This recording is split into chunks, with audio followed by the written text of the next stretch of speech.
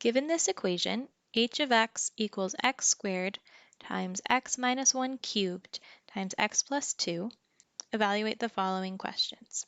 Number 1, end behavior. To solve for end behavior, we need to look at the highest power of this equation and its coefficient, whether it's positive or negative. So we can look at the highest power by multiplying everything out and looking at that first term.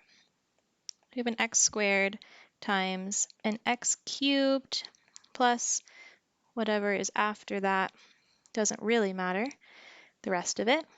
And then we have an x and it's a plus 2. But we really only care about this, this, and this. If we multiply all of that together, we will get x to the 6th. And the coefficient of that is just a positive 1. So it's positive and it has an even power. Therefore, our end behavior is positive, positive, if you're looking at a graph like that. As x approaches negative infinity, our graph h of x goes towards positive infinity. As x approaches positive infinity, our graph will go to positive infinity. Number 2, find the zeros. To find the zeros, those are also the x-intercepts. We're finding all the values of x that would result in h of x being equal to 0. So we can think of our equation in 3 parts. If any of these pieces is 0, the whole thing would be 0. So we can write them out individually. X squared equals 0, x minus 1 cubed equal to 0, and x plus 2 equal to 0. Then we get x is equal to 0, x is equal to positive 1, and x is equal to negative 2.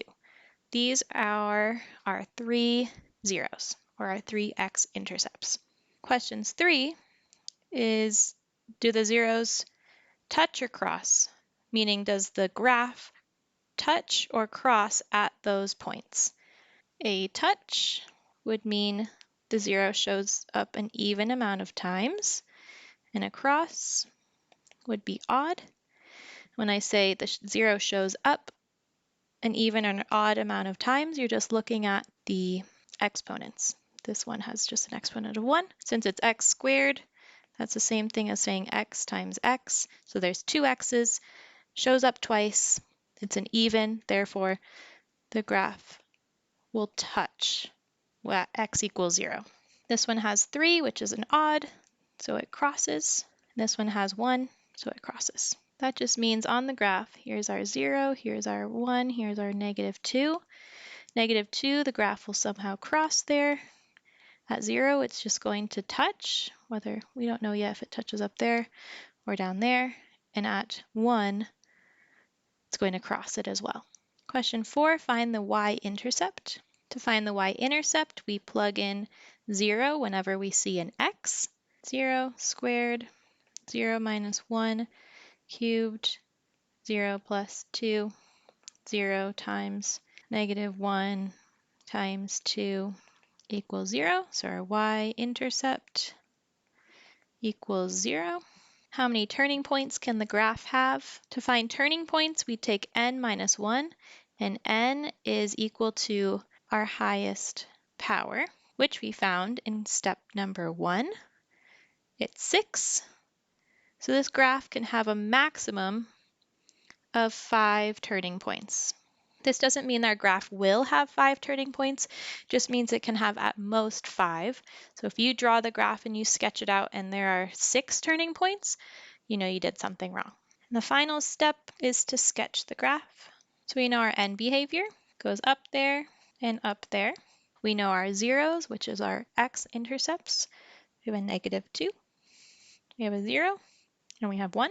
And we know our y-intercept, it's also 0. And then we know our touches and crosses.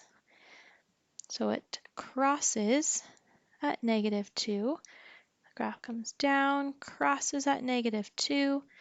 At 0, it touches the graph, so it kind of bounces off the graph. At 1, it crosses, so it comes back up, crosses at 1, and goes up towards positive infinity. Here's one turning point because it goes from decreasing to increasing. Here's another turning point. Here's another turning point. So we have 3 turning points in our graph, and that checks out against our question number 5. So that is a sketch of the graph.